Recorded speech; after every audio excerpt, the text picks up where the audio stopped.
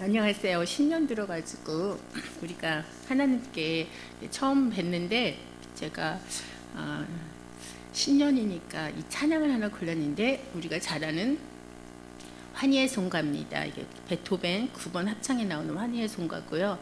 우리나라는 이제 기뻐하며 경배하세 이 찬양인데 작시를 누가 했느냐? 헨리 벤 다이크라는 미국 펜실베이아 대성여인 분이 하셨는데 미국 장로교회의 유명한 설교자이자 프린스턴 대학의 교수이고 교단의 총회장이시며 제1차 세계대전 시 해군과 군목 홈랜드와 룩셈부르크의 대사를 역임하신 헨리 벤 다이크라는 분이 이렇게 다양한 경력으로 당시에 뛰어난 설교자이기도 했던 보기 드문 귀재이십니다.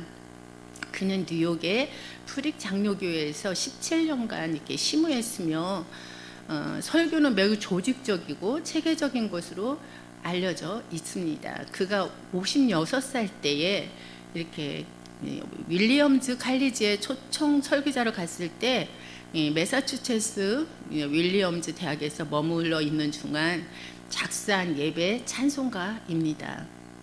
그래가지고 그가 이 작사하게 된 배경이 그가 아름다운 버크셔 산맥을 이렇게 바라보고 있었어요. 그러면서 영감이 떠오른 거예요. 그래서 이 찬송시를 어느 날 아침 식사 시간에 그 대학의 학장이신 가필드라는 분한테 건네주면서 학장님에게 드리는 찬송시입니다. 이러면서 드렸어요. 그러면서 당신네 고장의 이 버크셔주의 이 고장의 산들이 제게 영감을 이렇게 주었어요. 그래서 이 시는 베토벤의 이렇게 기쁨의 창가곡 바로 환희의 송가에 맞춰서 노래를 부르세요 하고 건네준 겁니다. 그 시가 베토벤의 이렇게 환희의 송가에 맞추어 불려줄 수 있기를 바란다고 이렇게 간곡히 부탁하며 결국 허지스에 의해서 베토벤 9번 교향곡의 마지막 악장의 주제곡을 약간 편곡한 것이 이 찬송의 곡이 되었습니다. 그 후에는 대예배에 이렇게 회중 찬송으로 널리 불려지기 시작했습니다. 그래서 우리 이제 작곡은 루드비 반 베토벤이 이렇게 독일 본에서 태어난 이렇게 베토벤의 그 곡에서 이 환희의 송가 제 9번 합창에 나오는 거기에서 우리가 이렇게 곡을 따와가지고 같이 이렇게 하게 된 이 찬송 작곡하고 작시한 곡입니다. 그래서 오늘 새해니까 우리가 이제 앞길이 쫙쫙 열어지기를 희망하면서 하나님께 이 찬양을 올려드리겠습니다. 기뻐하며 경배하세요.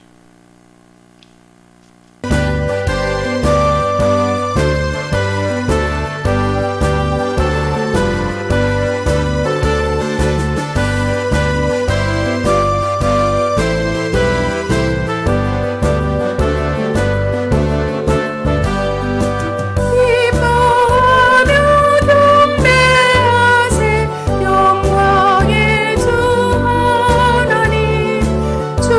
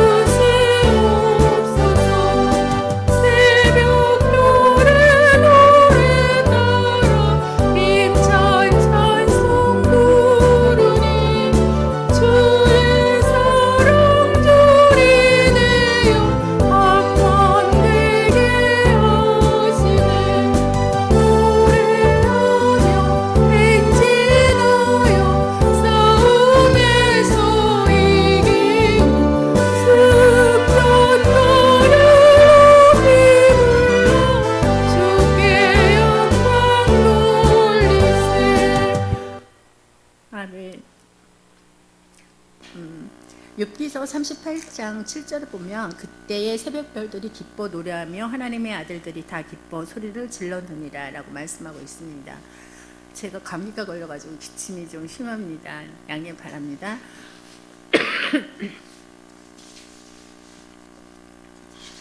오늘은 지난 시간에 이어서 예배와 음악 그리고 성가대 조직이 어떻게 되었는지 예배 음악이 무엇인지에 대해서 한번 들어가 보려고 합니다. 베리 리시라는 분은 그의 책에 더 뉴워십이라는 책에서요, 예배 음악의 본질과 기준은 어떠한 외적인 형식과 심미적인 내용 혹은 어느 양식적인 탁월함을 근거로 한 것이 될 수 없다고 말을 했습니다. 아무리 인간의 고상함과 고귀함을 느끼게 해주는 음악이라 하더라도 이들 자체가 예배자로 하여금 예배를 더욱 영적으로 만드는 것이 아니기 때문이다 라고 말을 한 겁니다. 자, 목적과 수단은요 분명히 구분되어야 합니다.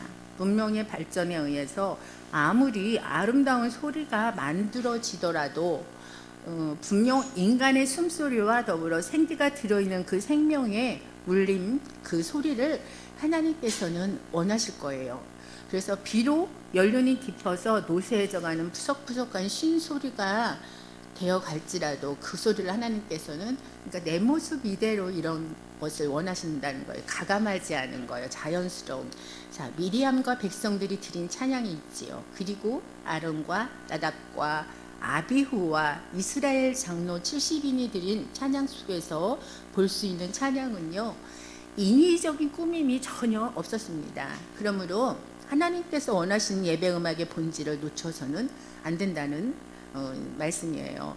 예배와 음악에 있어서 목사는요, 목사님은 예배 인도자라는 말이 있지요. 악기를 연주할 줄 알아야 한다는 말이 아니고요, 노래를 또한 잘 불러야 한다는 말도 아니에요. 찬양대나 연주팀을 인도할 줄 모르고 심지어 악보를 볼 줄 모른다 하더라도 이 말에는 많은 의미를 담고 있습니다. 목사는 교회에서 이루어지는 그 모든 예배의 근간에 있는 교리를 가르치고 올바른 신학 위에 음악적 또 예전적 실천을 행할 수 있도록 이렇게 이끌어 가야 할 책임이 있기 때문이에요. 교회에 있어서 정말로 중요한 사역 중 하나가 음악을 통해서 이루어지고요, 예배 인도자로서 목사는 음악의 역사 신학을 알아야 합니다. 단지 현대 회중이 원하는 음악적 성향과 기호에 맞춰가지고 예배를 구성할 수는 없지 않습니까? 그래서 오래된 과거부터 지금까지 교회 음악이 어떠한 논쟁을 거쳐서 어떻게 정립되고 있는지 아는 것은 오늘날 하나님을 위한 음악으로 드리는 예배를 이렇게 만들어가는 데에 드리는 데 필수적 요소입니다. 하지만 생각보다 이 적실성과 필요성을 느끼는 사람이 적은 게 안타까운 현실입니다. 교회가 중앙 집권적인 구조를 가졌을 때는요, 교회 음악은 성직자만 인도할 수 있고요, 심지어 그들만 또 부를 수 있는 것이 되었던 그 시절이 있었어요. 회중은 다만 어떻게 했냐, 이것을 이제 감상을 하고 아멘으로 화답할 뿐이었습니다. 하지만 종교개혁이라는 게 일어났지요. 그 이후에 음악도 이제 종교개혁만 일으킨 게 아니라 음악도 개혁이 일어났습니다. 성직자 중심의 노래가 아니라 이제 회중 중심의 노래가 가능하게 이렇게 만들어졌다는 겁니다. 성경은 뭐라고 하느냐, 하나님이 창조하신 첫 사람 아담의 입에서요, 노래가 흘러나오는 장면으로 시작해갖고 하나님의 백성이 모두 함께 이렇게 모여서 부르는 찬양으로 끝을 맺는 게 나와요. 그래서 음악은요, 이렇게 교회가 하나님을 예배할 때 사용하도록 주신 하나님의 우리한테 주신 영원한 선물과도 같습니다. 예배 음악을 이해하려면 먼저 예배에 대한 고찰이 또한 필요하겠죠. 실제로 예배 안에서 3분의 2 이상이요 음악으로 구성되어 있기 때문입니다. 하지만 개신교는 말씀 중심보다 이렇게 말씀 중심이다 보니까 음악은요 이제 들러리가 된 거예요. 물론 예수님께서도 말씀하셨듯이 불신자들을 이렇게 전도하는데도 물론 필요해요. 그러나 교회가 사람을 모으는데 치중한 나머지 수단과 방법을 가리지 않고 있다는 거죠. 말씀 중심은 성경 중심이어야 되잖아요. 성경에서 벗어나면 2단이고 3단이잖아요. 그런데 예화 중심의 말씀을 많이 전하시는 분이 계세요. 개그맨 뺨칠 정도의 재미있는 위트와 그런 거를 섞어가지고 사람을, 그런 거는 많이 모으는 데는 초점이 있기 때문에 그렇게 하면 사람이 많이 모이잖아요. 설교할 때도 졸리지도 않아요. 그래서 저희 남편이 항상 그랬어요. 좋아하는 목사님 이름을 대면서, 유명하신 분이야. 그렇게 좀 설교해봐. 그래요. 네, 나는 개그맨이 아니야. 개그우먼이 아니야. 제가 그랬거든요. 이게 성경으로 하면 딱딱합니다. 말씀이 무슨 재미가 있겠어요. 뭐 예화도 성경에서 들지, 또 말씀도 다 성경에서만 찾아서 하지. 그러니까 재미가 없는 거예요. 그러니까 나더러 맨날 그렇게 좀 해봐. 그래 안 좋을 거 아니야. 그러거든요. 저는 근데 제 방법대로 합니다. 왜요? 어머니 아니면 여러분 이렇게 박수를 친다면 우리 한 번씩 읽어보겠습니다. 이런 식으로 해서 저는 졸리지 않게 합니다. 저 나름대로. 예, 저 여러 가지 이렇게 방법을 강구하면서 거기에 맞게 좋을 것 같으면, 우리 정말 이거 찬송이 이런 찬송도 있었는데 한번 부르고 한번 시작하면 더 은혜로울 것 같아라든가, 아니면 한번 우리 몇 절을 누가 읽어주시고 좋은 사람한테 읽어주시면 더 좋을 것 같다, 이런 식으로 저는 합니다. 자, 그러다 보니까 예배 음악이 재미 위주로 흐르고 있지. 예배 음악마저도 재미있게 해야지. 안 그러면 거룩거룩 하다가는 다 성도들이 축 처지는 음악만 하고 또 어떻게 재미가 없다고 할 거 아니에요. 그러다 보니까 다 설교도 예배 음악도 재미 위주로 흐르고 있다는 거죠. 음악에는 참 안타까운 현실인데, 음악에는 순수한 예술적인 가치가 높은 음악이 있고요. 또 재미를 추구하는 음악이 있는데, 한국 교회의 예배 음악이 상업 문화에 젖어들고 있는 게 조금 안타깝습니다. 단적인 예로 크리스마스를 들 수 있는데 저작권이라는 게 또 있어서 잘 틀지도 못하잖아요. 예, 크리스마스 절기는요 12월 25일 자정부터 다음 해, 그러니까 해를 넘겨요. 그리고 1월 6일까지인데요. 그 기간 동안을 지키는 교회가 있습니까? 보세요. 자, 그 기간을 기다리는 절기가 바로 대림절은 언제냐? 11월 말부터 크리스마스 오기까지 그 4주간이잖아요. 그런데 한국에서 가장 먼저 크리스마스 트리를 접할 수 있는 곳이 어딘지 혹시 아세요? 백화점입니다. 백화점에서 제일 먼저 볼 수 있어요. 그래서 크리스마스 이브 24일 저녁 10시가 되면 이제 문을 닫죠. 한국 교회도요, 성탄 예배를 드리고 난 후는 뭐 어떻게 합니까? 끝이에요. 25일 저녁부터는요 다른 찬송을 하고 있어요. 저녁 예배부터는. 예, 그렇게 됐어요. 그런데 뭐라겠어요. 제가 다음에 1월 6일까지는 성탄절, 크리스마스 절기라 했는데 이 절기를 끝까지 지키는 교회가 드물다는 거죠. 자, 클래식만이 예배 음악이라고 할 수 있을까요? 그렇지는 않다고 봅니다. 꼭 경건한 예배 음악이 클래식이고요. 또한 장엄한 분위기의 음악만이라고 생각하지는 않아요. 그러나 올바른 생각을 가졌으면 하는 바람 또한 있습니다. 복음성가는 미국 서부 개척에서 개척 시대에 생긴 음악으로 전도하기 위해서 만들어진 게 바로 복음성가입니다. 많이 전도하는 것과 그러므로 복음을 전하고자 하는 음악에는 세속적인 것이 들어갈 수밖에 없겠죠. 예, 그런데 예배는 달라요. 앞서서 말씀드렸듯이 하나님께 드려지는 음악이어야 돼요. 그래서 경건을 찾아야 한다는 말입니다. 제가 기회가 되면 찬송가와 우리 여기 우리 성경에도 찬송가에 보면 다 찬송가만 있는 게 아니에요. 복음성가도 섞여 있죠. 이렇게. 예. 그래서 하나님께 대예배 드릴 때는 대예배요. 특히 중요하잖아요. 하나님께 경건하게 예배를 올려드릴 때는 그 내용 가사를 좀 봐야 돼요. 그래서 제가 찬송가에 대해서 한번 복음성가에 대해서, 그다음에 CCM 뭐 이런 것들, 뭐 복음성가, 찬송가, CCM에 대한 걸 한번 제가 언제 설명할 때가 있을 거예요. 그때 자세히 설명해 드리겠습니다. 지금은 대충 하나님께 드릴 거는 가사를 보세요. 일단 그래서 가사가 하나님을 위한 건지 내가 내 서름에 그냥 하는 건지, 복음성가는 거의 내가 은혜 받고 내 사연이잖아요. 그거보다는 하나님께, 지금 하나님께서 받으시기에 합당한 그런 찬양을 내가 해야 되는데 뭐를 선곡할까? 일단 가사를 꼭 보시고 선곡하면 좋습니다. 자, 그래서요, 교회에서 예배드릴 때 사용되는 음악과 세상을 향해 전하는 음악이 분리되어야 하는데, 현재는 이 찬송가에 보면 섞여 있다는 거죠.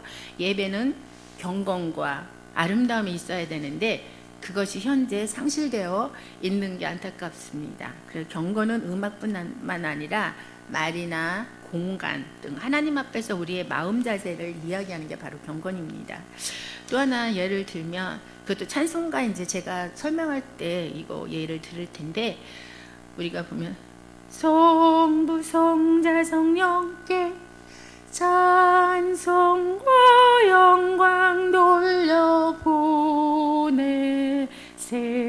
이 찬양에 있어요. 그쵸? 송영 찬송 듣고 있습니다. 여기 보면 가사를 조금 보면 가사에서 어떤 분이 이거를 지적했더라고요. 성부 성자 성령께 라는 찬송가 가사가 성삼위께 영광 영광이라고 되어 있죠. 그런데 성삼위께 영광, 성삼위가 아니라, 성삼위 하면은 성부 성자 성령 맞죠? 이분께 영광 영광 영광. 그러면 어떻게 생각하세요? 성부 영광, 성자 영광, 성부 성자 성령님 영광, 이렇게 안 들리세요 혹시? 예, 그렇게 각각한테 영광을 돌리는 것처럼 좀 들리잖아요. 이 가사가 잘못됐다고 지적을 하시더라고요. 이렇게 성삼위 일체께 영광해야 된다. 이게 뭐냐? 성부, 성자, 성령은 하나잖아요. 일체잖아요. 그러니까 이런 뜻으로 이렇게 들으면 성부, 성자, 성삼위 일체께 영광 이러면 다 하나가 되는데, 성삼위께 하니까 세 분을 영광 돌리는 것은 이렇게 들린다 이러죠. 그래서 무엇보다 교회에 예배 음악에 관한 전문가가 있으면 이런 일이 없겠죠. 가사에 대해서 잘못된 일이. 예배는요, 하나님의 부르심에 대한 응답이고요, 하나님과 나와 인간과의 대화입니다. 그리고 자기가 가진 문화로 하나님을 또 만나잖아요. 왜냐고요? 예배 음악은 삶의 표현이기 때문이에요. 좀 더 구체적으로 말씀드린다면, 내가 자라면서 들은 것이 클래식이면 클래식적인 그런 노래로 하나님을 찬양할 수밖에 없어요. 왜? 들은 게 맨날 들은 풍월이라 그러잖아요. 그런 것이 맨날 그렇게 클래식으로만 돼 있고, 그렇다면 또 내가 뭐 재즈라면 이게 재즈풍의 찬양을 하나님께 또 드리겠죠. 왜? 그것만 맨날 들었으니까. 어떤 분은 또 항상 성가대 제 지휘하다 보면 뽕짝씩 그러고 꺾어서 항상 들어가요. 그래서 뽕짝이 아니야, 찬양은요 그렇게 하지 말고 그냥 딱 지르세요. 꺾지 마세요. 그러는데도 그게 습관이 된 거예요. 그거 보세요. 그러니까요, 자기가 이렇게 항상 접했던 그 문화들, 살아온 과정들, 또 그런 것들이 참 중요하더라고요. 그런 걸 하면서도. 그래서 그런 걸 보면 그럴 수도 있어요. 왜? 자기는 항상 그렇게 했으니까 그것도 하나님께는 드리는데, 성가에서는 안 돼. 같이 합창하는데 혼자만 꺾어서 올라가면 안 돼. 그래서 그 고친이라고 참 애먹었습니다. 그래서 항상 그분을 놓고 꺾지 마세요, 꺾지 마세요. 눈을 항상 그분한테 주고, 내가 이렇게 하면은 꺾지 말라는 표란이에요. 그래서 제가 지휘할 때 그분을 항상 이렇게 눈으로 사인 주고 막 그런 적도 있습니다. 네. 자, 그런데요, 문제는 이렇게 미국이나 독일, 프랑스 뭐 이런 국가들을 보면 자기 나라 찬송을 불러요. 그런데 독일 사람은 독일 찬송을 부르겠죠. 근데 미국 사람은 미국 찬송을 부를 텐데, 우리는 우리 방법으로 하나님을 만나야 되지 않을까요? 근데 없어요. 우리는 누구 찬송 불러요? 미국 그 찬송, 그 사람들이 했던 거를 다 우리가 불러요. 그런데 반갑게도 새 찬송가에 보면 우리나라 사람들이 작곡한 찬송가에 실려 있는 걸 우리가 볼 수 있어요. 상업 문화가 아닌 하나님과 만날 수 있는 경건한 예배를 위해 우리 모두가 노력해야 된다고 생각을 하는데요, 그것도 저작권들이 있어가지고 세상에 아무데나 그걸 갖다 쓸 수가 없더라고요. 그래서 통일 찬송가는 500 몇 장으로 끝나지만, 새 찬송가는 600 몇 장까지 있지만, 통일 찬송가 거기에 그걸 갖다 쓸래도 상업 저작권 이런 것들 때문에 못 씁니다, 함부로 요즘은요. 예, 그런데 세상에 우리나라의 그 찬송가가 미국 사람들한테 미국 그 찬송가에 실려 있습니다. 얼마나 반갑습니까? 자, 최초의 한국 찬송가 작곡가가 누군가 하면 김인식이라는 분이에요. 우리나라 최초의 작곡가이십니다. 그의 첫 작품이 1905년 평양에서 작곡한 학도가라는 거 한번 들어보셨어요? 학도가예요. 이것이 10절로 이루어져 있어. 엄청 길죠? 1910년 이전에 각종 창작집에 수록이 되어 있습니다. 그래서 김인식이라는 분은 1940년대까지 이상준 씨와 김형준 씨 등과 함께 민족 찬송가 운동을 이렇게 주도한 사람입니다. 그리고 최초의 서양 음악가로서 이렇게 김인식이 가장 중요한 평가를 하는 것은 초창기 서양 음악 발전에 끼친 영향력을 이게 지대한다는 점과 우리나라 서양 음악의 주춧돌이 되었다는 점을 들 수가 있어요. 그래서 어서 돌아오 등 한국이 작곡한 찬송이 12곡이 채택되어서 미국 장로교 공식 찬송가 FC USA라고 해갖고 글로리 투갓이라는 그 찬송가가 있어요. 거기에 실려서 배포되기 시작했습니다. 그래가지고 보면은 그 찬송가가 엄청 12곡이나 되니까 많더라고요. 그래가지고 그것도 얼마나 뿌듯합니까? 예, 그런데 보면은 작사 작곡가는 제가 생략하고 12곡 잠깐 불러드릴게요. 첫 번째 식탁에 와서, 두 번째 어서 돌아오, 세 번째 캄캄한 밤 사나운 바람 불 때, 네 번째 이슬을 내리듯 말씀을 내리소서, 그 다음에 다섯 번째 오소서, 여섯 번째 꿈을 꾸세 평화의 자녀, 일곱 번째는 하나님의 사랑을 사모하는 자, 여덟 번째 시편 46편 하나님은 피난처요, 아홉 번째 하나님을 찬양하세, 열 번째 봄이 오면 밭고랑에, 11번째 내게 있는 향유옥합, 12번째 내가 산을 향하여. 얼마나 많아요, 그치요? 예. 자, 또 지금 고인이 되신 하나님 앞에 이제 가셨겠죠. 하늘나라에 가셨겠죠. 조용계 목사님은요, 그 조용계 목사님도 두 곡이나 내 평생 살아온 길 뒤를 돌아보니 걸음마다 자욱마다 모두 제뿐입니다. 이 찬송가 614장 얼마나 아프셨나.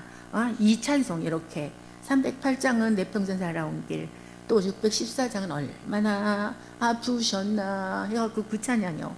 예, 이 찬양까지 이렇게 하셨으니 얼마나, 우리나라도 그래도 찬양을 이렇게 또 만들더라고요. 그치요? 좀 뿌듯합니다.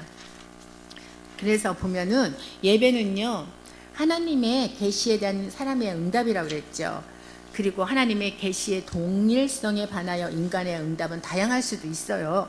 그러므로 예배와 예배 음악은 시대와 장소에 따라 다양한 응답의 모습을 보여왔고, 그 다양성은 현대에 와서는 더욱 복잡한 양상을 띠고 있어요.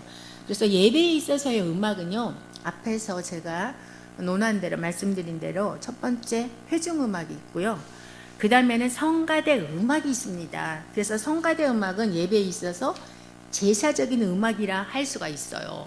정말 중요합니다. 자, 회중음악은 제가 몇 번째 강의인가에 제가 설명한 것 같아서 오늘 성가대 음악이 뭔지 한번 잠깐 짚고 넘어가겠습니다. 성가대 음악의 기원은 구약 히브리 성전 예배에 있어서부터 유래가 되고 있어요. 목회의 핵이라고 할 수 있는 예배에 있어서 성가대 음악은 성소에서 볼 때 절대적인 관계가 있다고 볼 수가 있어요. 성가대의 기원은요, 구약 성경 역대상을 통해서 성경에 잘 나타나 있어요. 다윗은 그 당시 하나님의 일을 전담하는 자들로 레위 사람을 택했어요. 그들을 통해서 하나님의 사역을 담당케 했습니다. 이렇게 레위 자손을 택하게 된 이유는요, 하나님의 이렇게 구체적인 말씀으로 알 수 있는데, 그 말씀이 어디 있느냐, 바로 민수기 3장 11절과 12절에 있습니다. 모세에게 이르시기를, 여호와께서 모세에게 일러 가라사대, 11절이죠. 보라, 내가 이스라엘 자손 중에서 레위인을 택하여 이스라엘 자손 중 모든 첫 해에 처음 난 자를 대신케 하였은즉 레위인은 내 것이다 라고 말씀하셨어요. 이들로 찬양하는 일을 전담케 한 겁니다. 그래서 성가대의 기원은요, 역대상 6장 31절 이하와 15장 16절에서 22절에서 뭐라고 하느냐, 다윗이 레위 사람의 어른들에게 명하여 그 형제 노래하는 자를 세웠다고 16절 이렇게 말하고, 이런 것을 성가대 기원의 역사를 말을 그때부터 하고 있는데, 그 당시에도 노래와 더불어 모든 악기와 함께 연주하는 모습까지 볼 수 있어요. 이것은 앞구절과 이어서 비파와 수금과 재금들의 악기를 울려서 즐거운 소리를 크게 내라, 16절에 있죠. 이렇게 말하는 걸 볼 때 악기 가지고도 이렇게 하나님께 영광 올렸다는 거죠. 또한 그 당시 레위족 속에 음악하는 이의 수가 지금 보아도 그 규모가 어마무시하게 엄청난 걸 알 수 있어요. 역대상 23장 5절에 보면 쭉 가다 읽다 보면 4천이라는 수가 나와요. 4천은 다윗의 찬송하기 위하여 지은 악기로 여호와를 찬송하는 자라라고 했던 구절로 보아 노래하는 성가대의 수가 4,000명이라는 것을 알 수 있지요. 이 구절은요, 후대의 성가대 인원을 계산하는 중요한 의미를 담고 있습니다. 이 당시에도 이렇게 성가에 전념하며 노래만을 이렇게 가르치던 일에 골몰하는 자를 세웠는데, 그게 역대상 15장 22절에 있어요. 레위 사람의 족장 그나냐는 노래에 익숙함으로 노래를 주장하여 사람에게 가르치는 자요 라고 이렇게 기록되어 있습니다. 이렇게 다윗 시대에는 이렇게 찬양의 직분을 주어서 성가대를 두었고요. 이 직분을 감당한 자들로는 헤만, 아삽, 여두둔, 예단이라고 있죠. 이런 사람들이 있었어요. 그리고 성가대는 이렇게 구별된 자들로 세워졌으며 그 자격도 제한을 두었습니다. 역대상 23장 3절에 보면, 3절에서 5절까지 보면 레위 사람은 30세 이상으로 계수하였으니 모든 남자의 명수가 이렇게 나오죠. 이처럼 이 당시 성가대는 남자만으로 구성했고요. 이렇게 선발된 레위인 중에서도 30세 이상만을 인구조사하여서 그 직분을 맡겠다는 구성원이 바로 남자여야 되고 30세 이상이어야 되고 레위인이야, 이렇게 까다로워요. 얼마나 선별을 했습니까? 왜요? 하나님께 거룩한 산 제사를 드리면 어떻게 거룩성이 강조된 거죠. 구약시대, 그래서 구약시대로부터 교회 음악은 역대상 9장 33절의 말씀에서 보듯이 또 찬송하는 자가 있으니 곧 레위 족장이라, 저희가 골방에 거하여 주야로 자기 직분에 골몰함으로 다른 일은 하지 아니하였더라라고 말씀하고 있어요. 온리 찬양에만, 찬양을 이렇게 위에서 전담하여서 전심으로 그 직분만을 이렇게 담당하는 제도가 이때부터 시작되었던 것 같아요. 그래서 성가대를 조직하고 본격적으로 찬양하기 시작한 때가 다윗 왕 시대부터라는 거지요. 레위 지파 사람들은요, 이렇게 구별하고 선택해서 성가대를 조직한 게 바로 역대상 16장 4절에 나옵니다. 아삽과 헤만과 여두둔과 같은 지도자를 세운 게 역대상 25장에 나오죠. 조직적으로 이렇게 훈련 연습을 해갖고 하나님을 찬양하게 했습니다. 그들은 주로 수금과 비파와 같은 악기를 동반해가지고 하나님을 찬양했고요. 그들이 불렀던 찬양의 내용들이 대부분 시편이었어요. 그 시편의 저자 중 가장 많은 시를 쓴 자가 바로 다윗이잖아요. 그리고 아삽이고 솔로몬, 모세 등의 시편의 저자들입니다. 이 시편들은 모두가요, 곡조 붙은 찬양으로 노래하도록 만들어 놓은 게 바로 시편입니다. 그 중에 대부분의 곡들이 화답을 하며 노래하도록 그 시의 운율과 행이 만들어졌어요. 솔로몬 시대 예루살렘 모리아산에서 여호와의 성전 건축을 시작하여 7년 만에 성전을 건축을 이렇게 마쳤잖아요. 그리고 나서 하나님께 봉헌 의식을 거행하며 세마포를 이렇게 입고 이렇게 노래하는 자와 그 밖에 악기를 다루는 자의 수가 그때도 120명이나 되었습니다.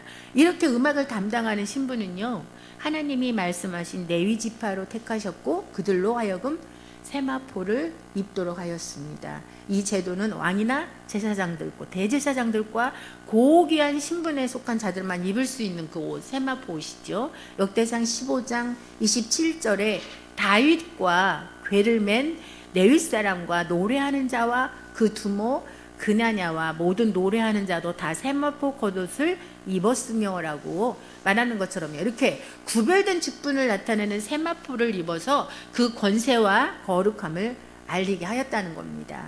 솔로몬 시대 이후에 유다 왕국은 멸망으로 이제 향하고 바벨론에 포로 가던 히브리인들은요, 언약궤를 손실하고 성전도 파괴되었죠. 이렇게 포로 가던 70년간은 예배와 찬양조차 그때 당당하게 드릴 수 없는 순환을 겪게 됩니다. 그 신약 시대에 와서 그리스도 이렇게 예수 그리스도의 탄생과 그의 생애를 전후로 해서 예수님의 공생의 시기의 음악은 구약의 시가서인 이렇게 시편의 송영이나 영창이 주로 음악으로 이렇게 사용되었고요. 그저 읊조르는 형태의 음악을 즐겨 했다는 겁니다. 이런 음악은 주로 무반주로 기악의 반주가 없는 순수한 노래로 제한되었고요. 이런 음악은 회당 음악의 형식으로 가장 적합한 것으로 채택되었어요. 그래서 성가대가 연습할 때에 음악 지도자, 이게 일명 지휘자를 음악 지도자라고 합니다. 엄격하게 이렇게 음악 지도자, 이렇게 지휘자에 의해서 연습이 되어져 갖고 성전에서 찬양이 드려졌다는 거지요. 이러한 모습은 이렇게 솔로몬이 예루살렘 성전을 건축하고 성전에서 첫 번째 제사를 드리는 장면에서 120명의 제사장 성가대가 단 동편에 서 가지고 재금과 비파와 수금을 타며 찬양할 때에 여호와의 전에 하나님의 영광이 충만하게 임하신 것을 볼 수가 있어요. 그래서 역대하 5장 11장 14절까지 보면 그 결과로 제사를 집례하는 제사장이 두려워갖고 섬기지 못하는 찬양에 능력 있는 모습을 볼 수 있다라고 여기 나와 있어요. 시편에 보면 셀라라는 말이 많이 나오죠. 성가대는 그때 노래를 멈추고 기악이 노래를 딱 멈췄으니까 그 셀라가 나오면 딱 노래를 이제 멈춥니다. 그러면 거기 기악이 간주를 해요. 이것도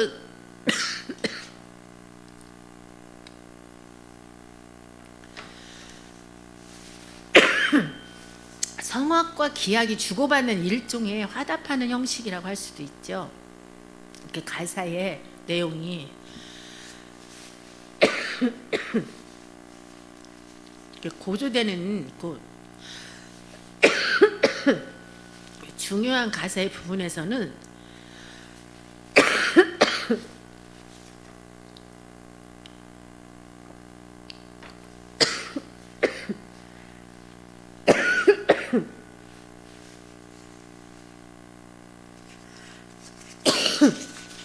죄송합니다.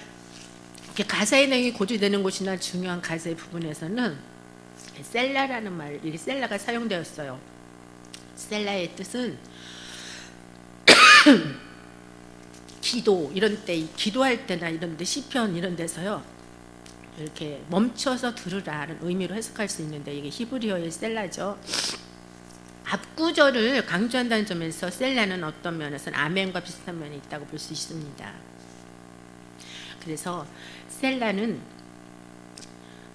히브리어 어근은 들어 올리다, 높이다 뭐 이런 뜻을 가지고 있어요. 또 여흥이란 뜻도 갖고 있죠. 그리고 그러면 셀라는 뭐냐? 잠시 멈춘다는 거예요. 간주 또는 더 크게 등을 가리킬 신호가 있을 때 멈추는 거예요. 들어 올리니까 그 부분을 강조하고 크게 할 때. 그래서 셀라는 시편에 뭐 71회, 74회 이 정도 나와 있고요. 하박국에도 3번의 셀라가 기록되어 있어요. 그래서 성경에 자그마치 74번에서 77번 정도가 셀라가 기록되고 있어요. 그리고 셀라는 4가지의 의미를 가지고 있어요. 첫 번째는 시적인 의미를 가지고 있고, 또 말씀의 의미를 천천히 자세히 그리고 깊이 상고하라는 그 시편의 의미를 갖고 있고요. 두 번째는 중지하라라는 의미를 갖고 있어요. 엄숙한 찬양을 끝내는 말이나 또는 쉴 때, 중지시킬 때, 이런 표시를 할 때 바로 셀라를 사용합니다. 세 번째는 강조의 의미를 갖고 있어요. 그래서 그 단어 같은 거나 그 가사 이렇게 볼 때 거기에서 좀 강조하고 싶을 때 있잖아요. 그때 목청을 높이거나 이렇게 올려서 크게 소리를 내가지고 발음하라는 뜻을 가지고 있다고 합니다. 그리고 네 번째는 영원이라는 의미, 영원한 의미 이런 것을 가지고 있는데 영원한 메아리의 의미를 갖고 있다는 건데, 영원이라는 말은 하나님의 선은 영원하며 하나님의 통치도 영원하고 의인의 기쁨도 영원하다라는 뜻으로 이렇게 4가지의 의미를 갖고 있습니다. 그래서 성가대 회중이 이렇게 독창과 성가대가 이렇게 독창과 회중이 다양한 모습으로 의식에서 사용되었는데 오늘날 우리가 알고 있는 시편은요, 구약 시대의 찬송가였고요. 이것은요, 유대교의 찬송가 겸 예전가로 분류할 수가 있어요. 그래서 이것은 이스라엘 민족이 포로에서 돌아온 이후에 회당 음악으로 전승되어졌고요. 이러한 전통은 예수님이 오신 이후 새롭게 초대 교회가 시작될 때 자연스럽게 기독교의 찬양으로 연결이 되었습니다. 그리고 사도 시대는요, 언제냐? 예수님이 이제 사망 후 약 100년 동안을 말하는 시기가 바로 사도 시대예요. 예수님 당시의 음악은 구약의 시편을 중심으로 하는 음악이었고, 지금도 신약 시대의 음악에 대한 중요성은요, 그리 고려되지 못하는 이유가 있는데, 구약의 시편만큼 위대한 시가서를 발견하지 못한 것에 기인을 하고 있기 때문에 그렇습니다. 구약 성경을 유대인들은 율법, 또 선지서, 또 성문서로 구분하고 시편이나 욥기, 잠언, 전도서 등은 지혜로운 사람들이 즐겨했다 해서 지혜서라고 구분을 하잖아요. 그 중에서도 시편은 가장 음악적인 시로 헬라어의 프살모이를 이렇게 음욕한 것이에요. 이것은 수금을 치며 부르는 노래라는 뜻을 가지고 있습니다. 이렇게 구약의 시편을 노래하던 것에서 신약 시대의 사도들을 중심으로 새로운 노래들이 작곡되기 시작했어요. 또한 이 당시 그리스 문화는 피타고라스, 그다음에 플라톤, 아리스토텔레스, 그다음에 소크라테스 등 많은 사람들로 인해서 기독교의 좋은 토양을 이렇게 제공했습니다. 이들이 끼친 영향력은요, 철학에서, 자연과학에서, 또한 수학이나 천문학, 또 음악 등 무수히 많은 학문들이 쏟아져 나와 지금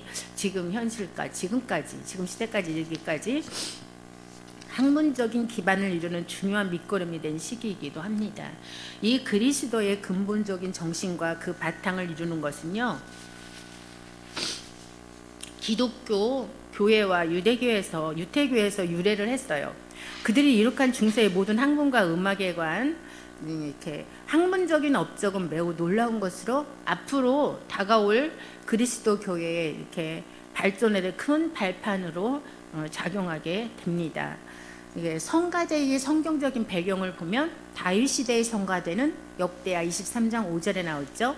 다윗은 레위인들을 구별해서 성가대 4,000명을 세워서 찬양을 하게 했어요. 그리고 솔로몬 시대의 성가대는 역대하 5장 12절에서 13절에 나오죠.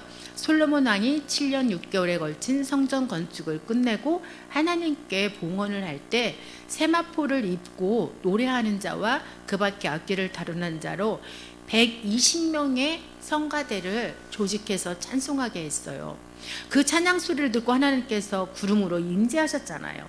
세 번째는 히스기야의 성가대입니다.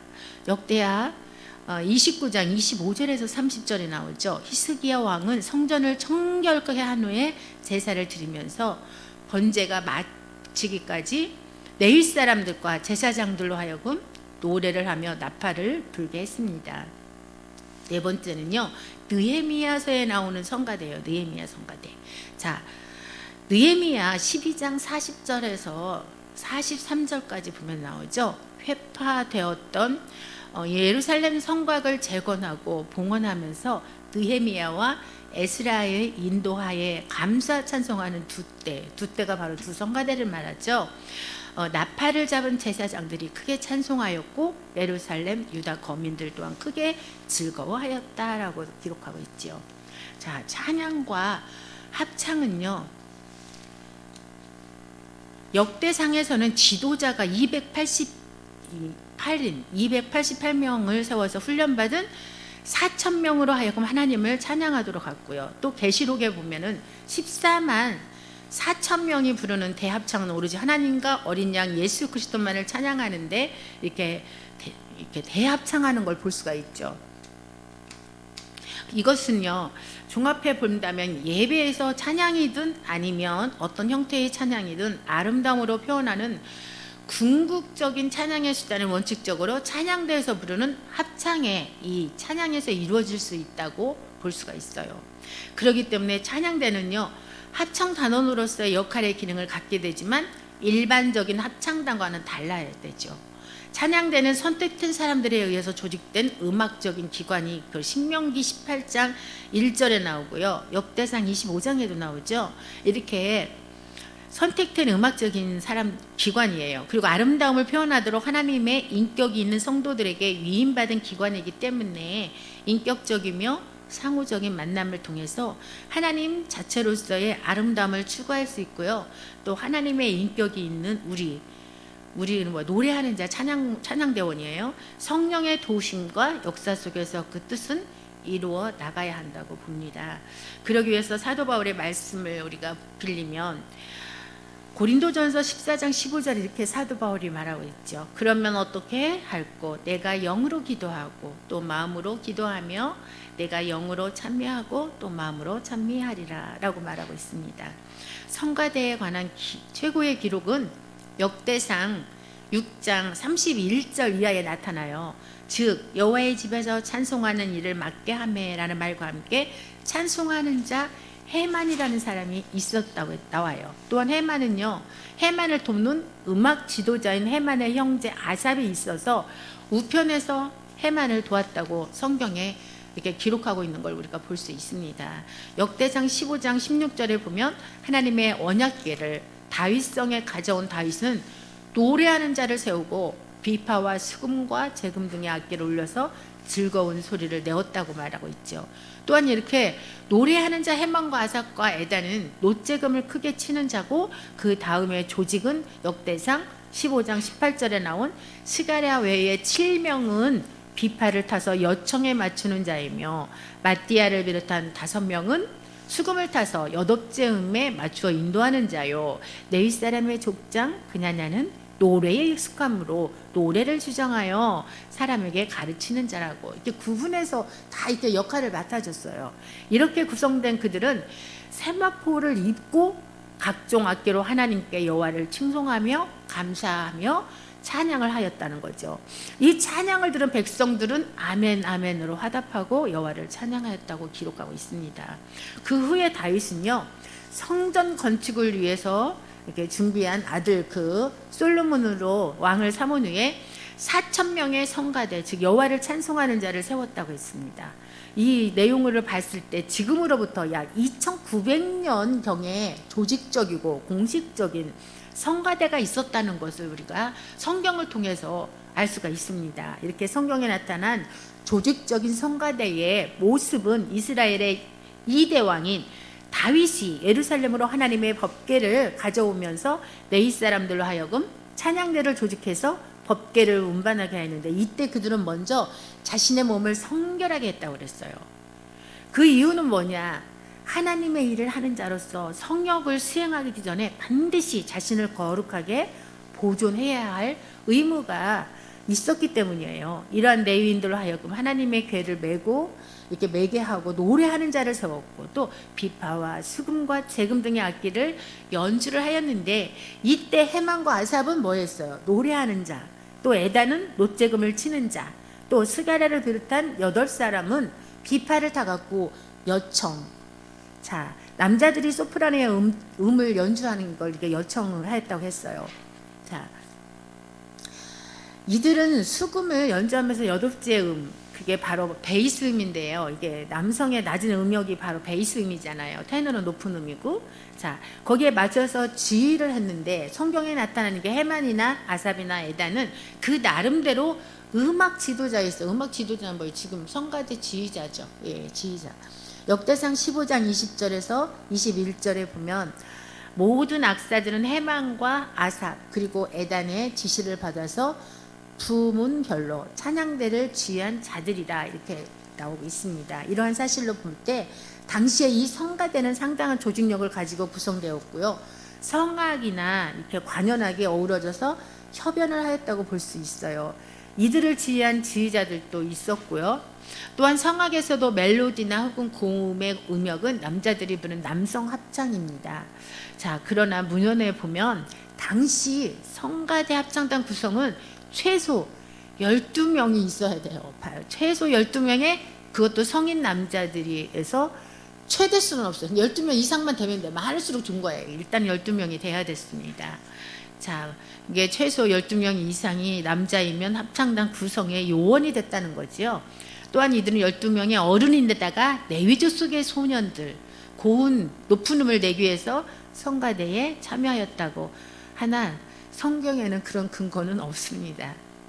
한편 다윗은 30세 이상 되는 레위 사람 남자 38,000명들 중에 4,000명에게 여호와를 찬송하는 임무를 주었는데, 이때 다윗이 성전의 레위인들로 창세기 4장 21절에 그 아우의 이름은 유발이니 그는 수금과 퉁소를 잡는 모든 자의 조상이 되었으며 라는 구절은 음악의 조상에 대한 성경의 최초의 묘언이라고 볼 수 있습니다. 이렇게 시작되는 교회 음악의 역사는요, 구약 성경의 이렇게 여러 구절을 통해서 성가대의 기원과 목적, 그리고 예배에서의 성가대의 역할이나 기능에 대해서 상세하게 알려주고 있다는 거지요. 성경에서 보여주는 이렇게 찬송의 역사는 교회 음악을 찬양하는 전문의들을 세웠고, 그들의 지도를 이렇게 그들한테 그들 중에서 이렇게 지도자를 또 세워요.